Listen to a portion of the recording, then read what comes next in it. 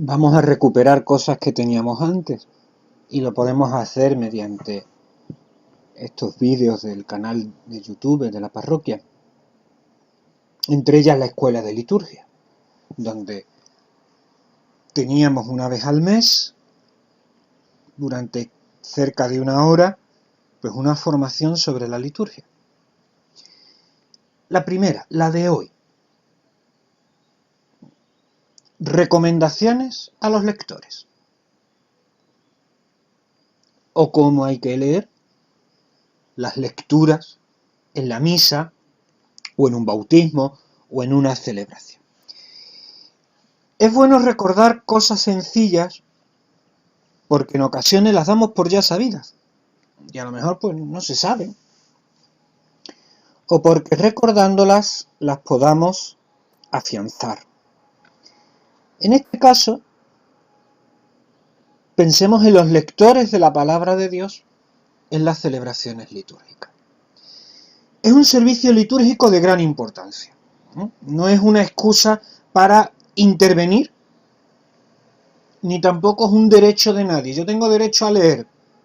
Pues no, oye, no es un derecho que yo te tenga que reconocer, ni tú puedes ir pisoteando como si te robaran algo que es tuyo.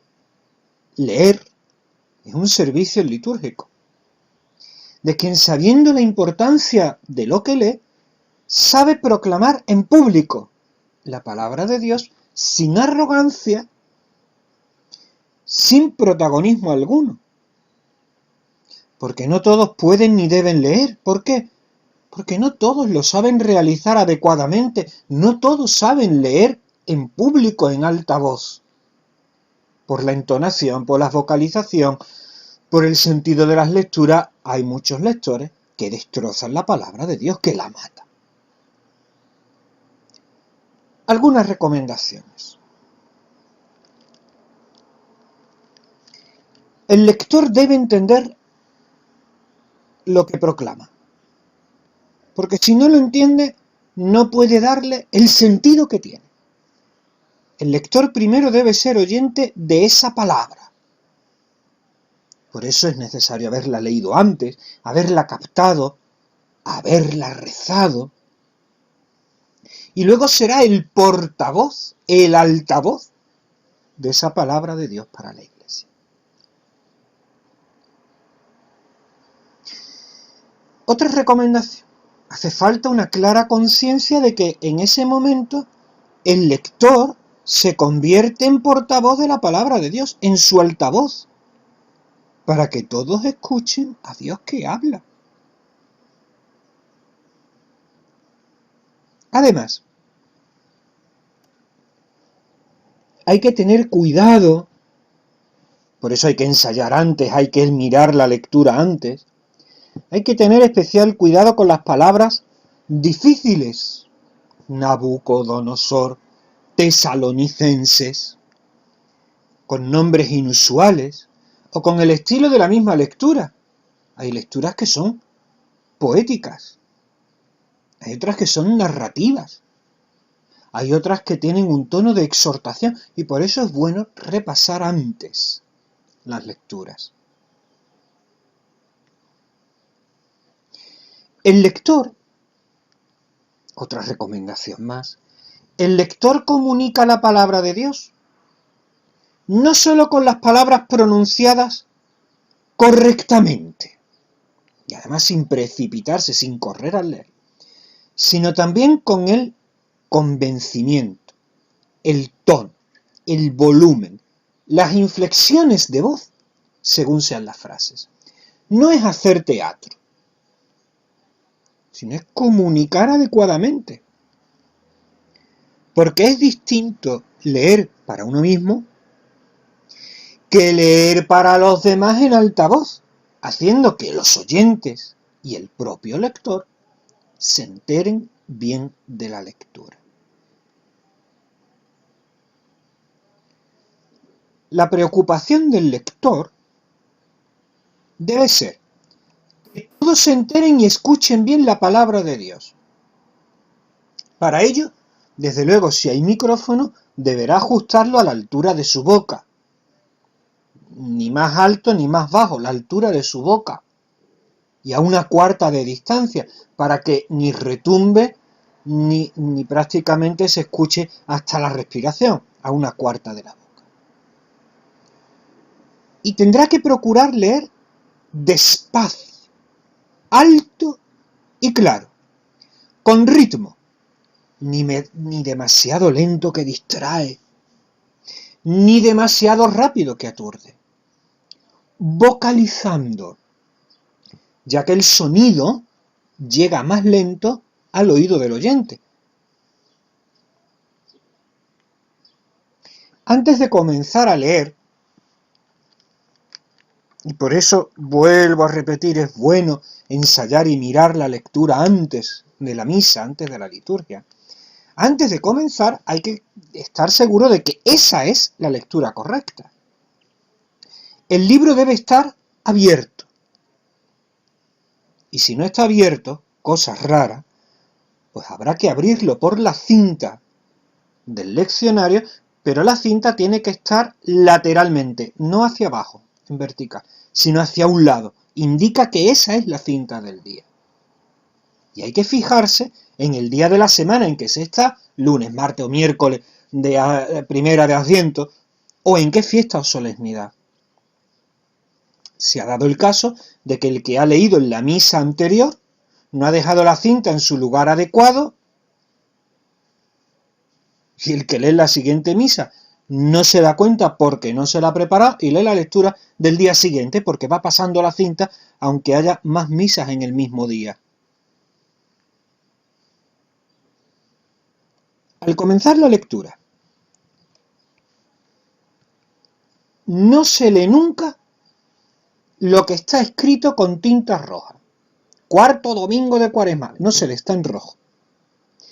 Tampoco, porque está en tinta roja, se dice nunca primera lectura, ni se dice tampoco salmo responsorial, ni tampoco segunda lectura. Lo que está escrito en letras rojas nunca se lee. Son indicaciones para el lector, pero nunca se leen en voz alta. Se comienza diciendo lectura de, ni proclamación de, ni del profeta Isaías. Se comienza diciendo lectura del profeta Isaías, de la carta del apóstol San Pablo a los romanos, lectura de. Y se termina haciendo una pequeña pausa a la lectura para decir palabra de Dios. Una pequeña pausa, porque es una aclamación. Tampoco hay que decirlo con ese tono que algunas veces se escucha. Palabra de Dios no es una interrogación, si ya lo sabemos. Es una aclamación. Es como gritar viva el rey o viva España. Aunque ahora suene políticamente incorrecto decir viva el rey o viva España. Es una aclamación. Palabra de Dios. Tampoco es una información. Algunos terminan la lectura y dicen, es palabra de Dios. Y te entran ganas de responder, te alabamos, Señor. Que se trata de una aclamación. Tampoco se dice, esto es palabra de Dios. A lo que habría que responder, esto es, te alabamos, Señor. No. ¿Qué se dice? Palabra de Dios. El salmo habitualmente debe ser cantado, o al menos cantar el estribillo a la respuesta. Algunos piensan que el salmo es solo para cantarlo en las grandes solemnidades, cuando va el obispo de visita pastoral, si es que va. No. Lo excepcional debería ser que el salmo se leyese, porque la naturaleza del salmo es la de ser un poema cantado, una plegaria con música. Si hay que leerlo, porque no hay salmista, no hay coro, no hay órgano, si hay que leerlo, no se dice salmo responsorial, porque está escrito en rojo. Tampoco se dice ese estribillo, respondan todos, ¿no? Se lee directamente la antífona, mi alma tiene sed del Dios vivo, y se espera que los fieles puedan ir respondiendo. El aleluya, si no se canta, pues es mejor omitirlo, porque queda triste, queda realmente casi decepcionante escuchar aleluya, aleluya, si alguno me ama guardará mi palabra, aleluya, aleluya. Es un canto de alabanza. Por tanto, si no se canta es mejor omitirlo. Es que cantamos mal. Bueno, pues entonces no habrá que cantar. Pero en un cumpleaños feliz todo el mundo entona el cumpleaños feliz, aunque las voces no estén muy afinadas. Seguimos. Lo ideal será que en todas las misas haya un lector, y a ser posible un lector distinto para cada lectura. El salmista es el cantor del salmo. El lector o los lectores deben acercarse dignamente al ambón para leer, sin carreras, ni precipitación, con dignidad. Y habría que añadir, bien vestidos, con pudor, con modestia. Algunos, más bien algunas, suben a leer la palabra de Dios en las bodas o en confirmaciones, y habría que decir, tápate un poco. Pudor, un respeto.